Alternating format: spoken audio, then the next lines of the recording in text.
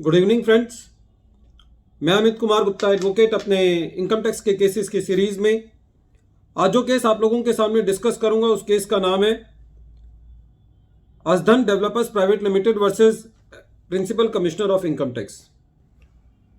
Friends, ये case 93 ITR tribunal short notes page number 6 पे report हुआ और ये मैटर पुणे ITAT ने डिसाइड किया। मैटर वर्चुअल कोर्ट में डिसाइड किया गया और केस 16 दिसंबर 2021 का है। फ्रेंड्स, बहुत सारे केसेस के अंदर CIT अपनी रिवीजन पावर का इस्तेमाल करते हैं असेसिंग ऑफिसर के ऑर्डर को रिवाइज करने के लिए।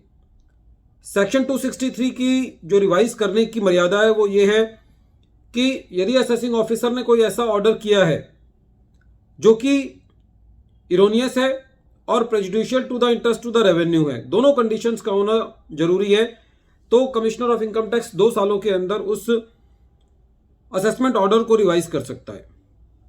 लेकिन क्योंकि एक एक्स्ट्रा ऑर्डिनरी पावर है तो इसके अंदर प्रिकॉशन दिया गया है कि दोनों कंडीशंस का सेटिस्फाई होना जरूरी है कि ऑर्डर इरोनियस भी होना चाहिए और prejudicial to the interest to the revenue भी होना चाहिए। जहां तक इरोनियस की बात आती है वहां पे काफी सारे केसेस में ऐसा देखा गया है कि कमिश्नर जो है वो ये एलिगेशन लगाते हैं कि असेसिंग ऑफिसर ने इंक्वायरी नहीं की। इस मैटर पे भी कोर्ट्स का ये कहना है कि लैक ऑफ इंक्वायरी और इनएडिक्वेट इंक्वायरी के बीच में डिफरेंस है।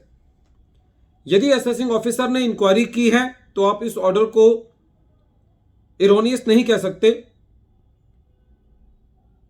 और यदि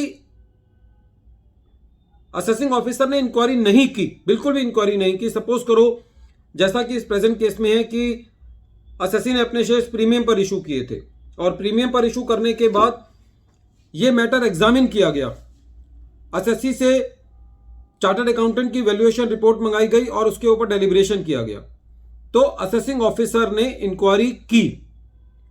उस वैल्यूएशन रिपोर्ट में असेसिंग ऑफिसर डीप में गया या नहीं गया, उसकी करेक्टनेस को एग्जामिन किया या नहीं किया, यह CIT की 263 की रिवीजन पावर में नहीं आता। कहने का तात्पर्य यह है कि यदि इंक्वायरी की गई है लेकिन वो इंक्वायरी प्रॉपर नहीं है तो आप ये नहीं कह सकते कि असेसिंग ऑफिसर ने का जो ऑर्डर है वो 263 के अंदर इरोनियस के सिद्धांत पर रिवाइज किया जा सकता है। प्रेजेंट केस के अंदर असेसी ने अपने शेयर्स प्रीमियम पर इशू किए थे। असेसिंग ऑफिसर ने असेसी से वैल्यूएशन रिपोर्ट मंगाई। Section 56 subsection 2 clause 7 sub clause B के तहत असेसी ने वो वैल्यूएशन रिपोर्ट चार्टर्ड अकाउंटेंट की दी और असेसमेंट ऑर्डर जो है वो असेसी के फेवर में किया। कहने का तात्पर्य यह है कि according to as per law किया, कोई एडिशन नहीं किया। लेकिन CIT साहब का यह कहना था कि AO को एक और वैल्यूएशन रिपोर्ट जो है वो मंगानी चाहिए थी, एक और एक्सपर्ट की वैल्यूएशन रिपोर्ट मंगानी चाहिए थी। तो इस केस में ITAT का यह कहना था कि खाली एक और रिपोर्ट ना मंगाने से जो रिपोर्ट पहले वैल्यूएशन रिपोर्ट मंगाई गई है वो गलत नहीं हो जाती, और यह केस लैक ऑफ इंक्वायरी का नहीं है, नो इंक्वायरी का नहीं है, इसलिए इस ऑर्डर को इरोनियस नहीं कहा जा सकता। और ITAT ने जो CIT साहब ने 263 के अंदर रिवीजन का ऑर्डर दिया था उसको सही नहीं माना। फ्रेंड्स, ये केस बहुत इंपॉर्टेंट है उन केसेस को डील करने के लिए जहां पे CIT जो है वो 263 के अंदर अपनी रिवीजन की पावर को यूज करते हैं। हमको ये देखना है कि जो असेसिंग ऑफिसर ने ऑर्डर पास किया है क्या वो इरोनियस है। इरोनियस का मतलब यह है कि क्या असेसिंग ऑफिसर ने जिस मुद्दे के ऊपर CIT साहब ये कह रहे हैं कि ये ऑर्डर सही नहीं है, गलत है, क्या उसके ऊपर प्रॉपर इंक्वायरी की है,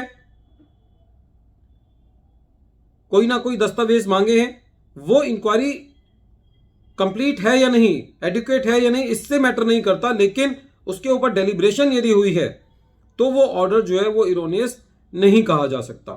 तो इस केस के अंदर क्योंकि असेसी ने अपनी वैल्यूएशन रिपोर्ट दी थी और वो वैल्यूएशन रिपोर्ट जो है वो असेसिंग ऑफिसर ने ही अपने जो असेसमेंट रिकॉर्ड्स थे उनको जो असेसी से मंगाया था, जो उससे नोटिस करके जो डॉक्यूमेंटेशन मंगाई थी, उसके एवज में असेसी ने ये वैल्यूएशन रिपोर्ट जो है वो सबमिट किया था।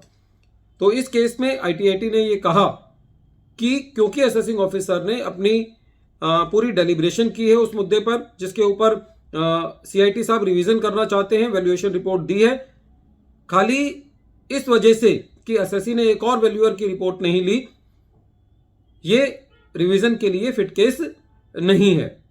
कोर्ट ने इस केस में यह भी कहा कि जो वैल्यूएशन है वो एक एक्सपर्ट करता है और चार्टर्ड अकाउंटेंट जो है वो एक एक्सपर्ट होता है।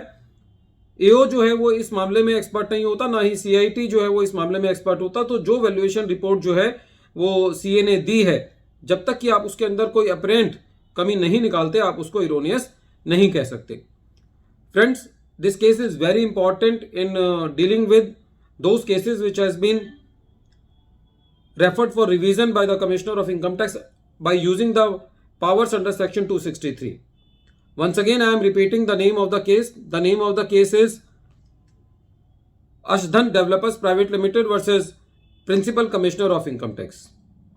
Friends, at the end of this video, I want to say that if you have not subscribed my channel till date, then you may subscribe the channel and press the bell icon so that you may receive the future notifications of my coming videos. And you can also write in the comment box if you want any topic related to the income tax, so that I should make on those concepts or topics videos. Then you can leave your message in the comment box or you can also WhatsApp me. Thank you, friends.